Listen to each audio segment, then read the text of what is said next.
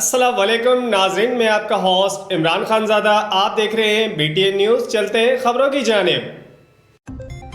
نندو کے قریب پی پی رہنما میر وقار ٹالپور کی موجودگی میں بھٹی برادری کے فیصلے کے دوران دو گروپوں میں تصادم ہو گیا، جس میں لاٹھیوں اور پتھروں کا آزادانہ استعمال کیا گیا۔ تصادم کے باعث دونوں گروپس کے 8 افراد شدید زخمی ہوئے۔ زخمیوں کو رورل ہیلتھ سینٹر نندو منتقل کیا گیا۔ جھگڑا گاؤں جمع بھٹی میں راستے کے دیرانہ تکرار پر ہونے والے جراگے میں ہوا۔ پیپلز پارٹی کے آرڈینیٹر میر وقار ٹالپور کی سرپرستی میں ہو رہا تھا۔